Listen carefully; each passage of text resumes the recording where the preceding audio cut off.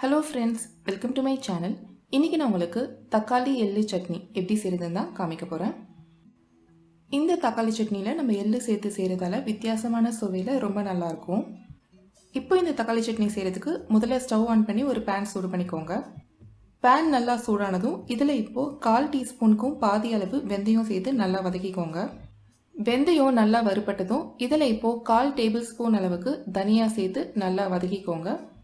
தனியா ஓரளவுக்கு வறுபட்டதுக்கு அப்புறமா இதில் இப்போ 1/2 டீஸ்பூன் அளவுக்கு சீரகம் சேர்த்து வதக்கிக்கோங்க. இதெல்லாம் நல்லா வறுபட்டதுக்கு அப்புறமா கடைசியா 1 டேபிள் ஸ்பூன் அளவுக்கு வெள்ளை எள்ளு சேர்த்து நல்லா வதக்கிக்கோங்க. எள்ளு நல்லா வறுபட்டதுக்கு அப்புறமா ஸ்டவ் ஆஃப் பண்ணிட்டு இதெல்லாம் நல்லா ஆறுனதுக்கு அப்புறமா ஒரு மிக்சி ஜார்ல போட்டு பொடி பண்ணி எடுத்து வச்சுக்கலாம். இப்போ அடுத்ததா அதே பேன்ல 1 டேபிள் ஸ்பூன் அளவுக்கு எண்ணெய் விட்டு சூடு பண்ணிக்கோங்க. எண்ணெய் நல்லா காஞ்சதும் இதில் இப்போ 3 பச்சை மிளகாய், 3 பல்லு பூண்டு, அதுக்கப்புறமா 2 மீடியம் சைஸ் தக்காளியை நறுக்கி சேர்த்துக்கோங்க. இப்போ இது எல்லாத்தையுமே 2 நிமிஷம் நல்லா வதக்கிட்டு நம்ம மூடி போட்டு 2 நிமிஷம் வேக வச்சுக்கலாம். மூடி போட்டு 2 நிமிஷம் வேக வச்சதுக்கு அப்புறமா பார்த்தீங்கன்னா தக்காளி வந்து நல்லா வெந்திருக்கு. பச்சை மிளகாய் உங்களோட காரத்துக்கு ஏற்ற மாதிரி சேர்த்துக்கோங்க. ஆனால் இந்த சட்னி கொஞ்சம் காரமாக இருந்தால் தான் நல்லாயிருக்கும். இப்போ இதில் 1/4 டீஸ்பூன் அளவுக்கு மஞ்சள் தூளும் தேவையான அளவு உப்பும் சேர்த்து நல்லா வதக்கிக்கோங்க.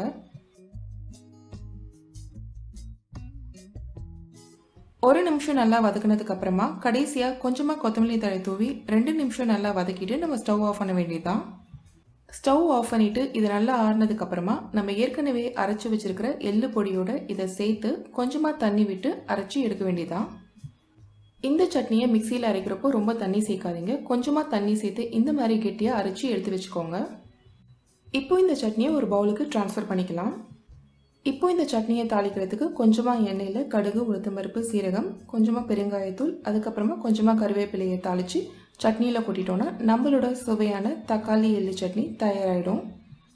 இந்த வித்தியாசமான தக்காளி சட்னியை நீங்கள் கண்டிப்பாக ட்ரை பண்ணி பாருங்கள். இந்த வீடியோ உங்களுக்கு பிடிச்சிருந்ததுன்னா இந்த வீடியோவை லைக் பண்ணுங்கள்.